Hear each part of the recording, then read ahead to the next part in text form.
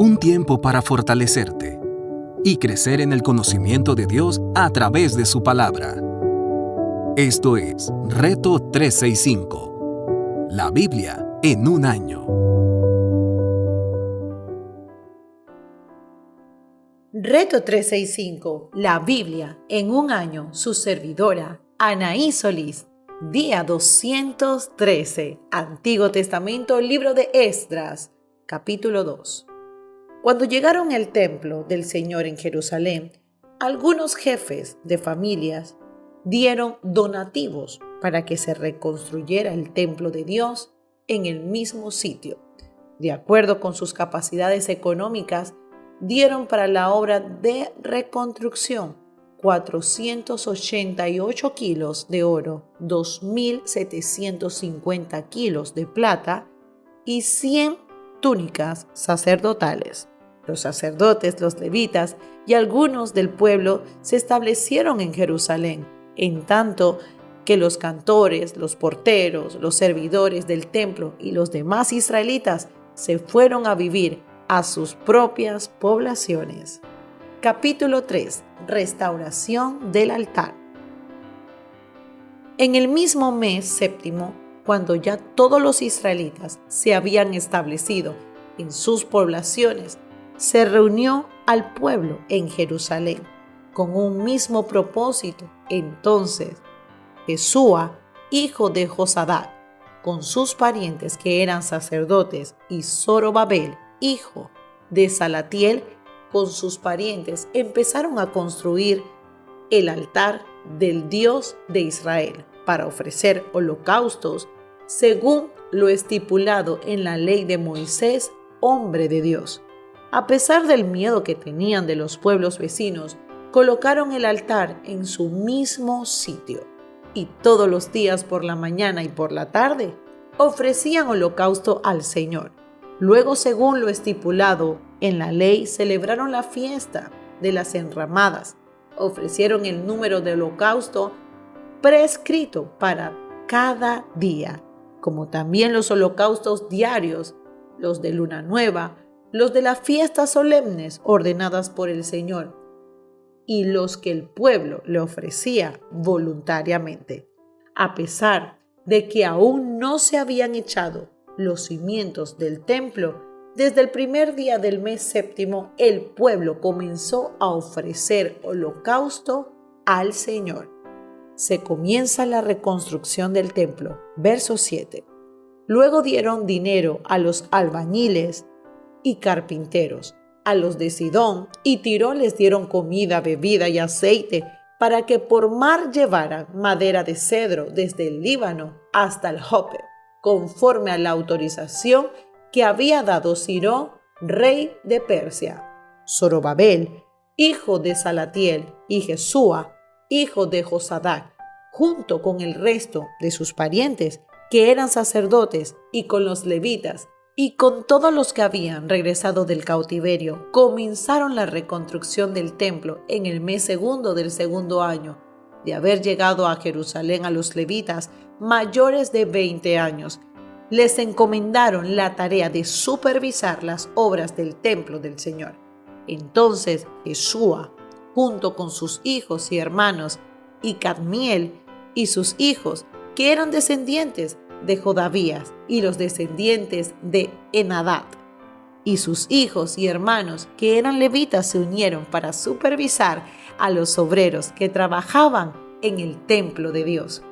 Cuando los constructores echaron los cimientos del templo del Señor, llegaron los sacerdotes con sus vestiduras sagradas y sus trompetas, junto con los levitas descendientes de Asaf, con sus platillos para alabar al Señor, según lo establecido por David, rey de Israel.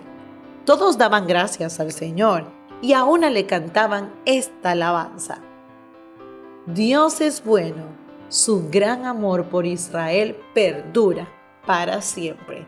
Y todo el pueblo alabado con grandes aclamaciones al Señor, porque se habían echado los cimientos del templo. Muchos de los sacerdotes levitas y jefes de familia, que eran ya ancianos y habían conocido el primer templo, prorrumpieron en llanto cuando vieron los cimientos del nuevo templo, mientras muchos otros gritaban de alegría, y no se podía distinguir entre los gritos de alegría y las voces de llanto, pues la gente gritaba a voz en cuello y el ruido se escuchaba desde muy lejos. Capítulo 4. Oposición samaritana. Cuando los enemigos del pueblo de Judá y de Benjamín se enteraron de que los repatriados estaban reconstruyendo el templo del Señor, Dios de Israel, se presentaron ante Zorobabel y ante los jefes de familia les dijeron: permítannos participar en la reconstrucción, pues nosotros, al igual que ustedes, hemos buscado a su Dios y le hemos ofrecido holocaustos desde el día en que Sarhadón, rey de Asiria, nos trajo acá. Pero Zorobabel, Jesúa y los jefes de las familias de Israel les respondieron: no podemos permitir que ustedes se unan a nosotros en la reconstrucción del templo de nuestro Dios. Nosotros solos nos encargaremos de reedificar el templo para el Señor, Dios de Israel, tal como lo decretó Ciro, rey de Persia. Entonces los habitantes de la región comenzaron a desanimar e intimidar a los de Judá para que abandonaran la reconstrucción, y hasta llegaron a sobornar a algunos de los consejeros para impedirle llevar a cabo sus planes. Esto sucedió durante todo el reinado de Ciro, rey de Persia, y hasta el reinado de Darío, que también fue rey de Persia. Nuevo Testamento, libro de Romanos, capítulo 14, verso 19. Por lo tanto, esforcémonos por promover todo lo que conduzca a la paz y a la mutua edificación. No destruyas la obra de Dios por causa de la comida. Todo alimento es puro, lo malo es hacer tropezar a otros por lo que uno come. Más vale no comer carne, ni beber vino, ni hacer nada que haga caer a tu hermano.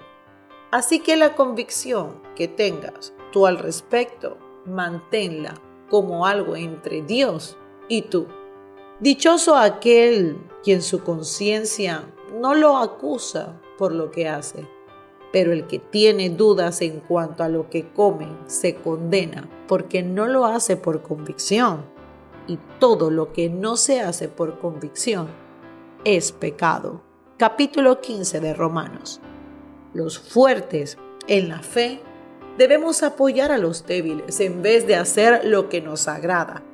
Cada uno debe agradar al prójimo para su bien con el fin de edificarlo, porque ni siquiera Cristo se agradó a sí mismo, sino que, como está escrito, sobre mí han recaído los insultos de tus detractores. De hecho, todo lo que se escribió en el pasado se escribió para enseñarnos, a fin de que, alentados por las Escrituras, perseveremos en mantener nuestra esperanza. Que el Dios que infunde aliento y perseverancia les conceda vivir junto en armonía, conforme al ejemplo de Cristo Jesús, para que con un solo corazón y una sola voz glorifiquen al Dios y Padre de nuestro Señor Jesucristo. Por tanto, acéptense mutuamente, así como Cristo los aceptó a ustedes para la gloria de Dios. Les digo que Cristo se hizo servidor de los judíos para demostrar la fidelidad de Dios, a fin de confirmar las promesas hechas a los patriarcas, y para los gentiles glorifiquen a Dios por su compasión, como está escrito: por eso te alabaré entre las naciones, cantaré salmos a tu nombre. En otros pasajes dice: alégrense naciones con el pueblo de Dios. Y en otra parte: alaben al Señor, naciones todas, pueblo todos, canten la alabanza. A su vez, Isaías afirma: brotará la raíz de Isaí, el que se levantará para gobernar a las naciones. En Él los pueblos pondrán su esperanza. Que el Dios de la esperanza los llene de toda alegría y paz. A ustedes que creen en Él para que rebosen de esperanza por el poder del Espíritu Santo. Antiguo Testamento, libro de Salmos, capítulo 89, verso 46. ¿Hasta cuándo, Señor, te seguirás escondiendo? Va a arder tu ira para siempre como el fuego. Recuerda cuán efímera es mi vida. Al fin y al cabo, ¿para qué creaste a los mortales? ¿Quién hay que viva y no muera jamás? ¿O que pueda escapar del poder del sepulcro? ¿Dónde está, Señor, tu amor de antaño, que en tu fidelidad juraste a David? Recuerda, Señor, que se burlan de tus siervos, que llevó mi pecho los insultos de muchos pueblos. Tus enemigos, Señor, nos ultrajan a cada paso que ofenden a tu ungido. Bendito sea el Señor por siempre. Amén y amén. Meditación del día de hoy. Qué precioso es poder leer la historia, la carta del apóstol Pablo, cuando él dice, por lo tanto, esforcémonos. ¡Wow! Por favor, esforcémonos por promover todo lo que conduzca a la paz y a la mutua edificación. Mi querido hermano, hoy, día 213, quiero que puedas comprender y atesorar algo. No seas piedra de tropiezo. En este capítulo de Romanos, capítulo 14 y el capítulo 15, podemos ver cómo el Señor nos incentiva a que siempre hagamos lo bueno. Porque no podemos con nuestros actos, con lo que nosotros decimos, destruir la obra de nuestro Señor Jesucristo. También nos exhorta que lo fuerte en la fe debemos apoyar a los débiles. Si usted ve que hay un hermano debilitado en alguna área de su vida, nos incentiva la palabra a que debemos ayudarlo. ¿Y cómo lo ayuda usted? ¿Murmurando de esa persona? ¿Juzgando a esa persona? No. Hablando con amor, hablando con la palabra de Dios y exhortándolo siempre, afirmándolo siempre, para que sea una mejor persona en el caminar de seguir a Cristo. Sabemos que muchos todavía tienen que dejar cosas, pero usted hable con la palabra, pero sobre todo hable con el amor de Jesucristo de Nazaret, y no te acuestes sin orar por esa persona que le entregó la vida a Cristo y que todavía no has visto los frutos. Bendiciones.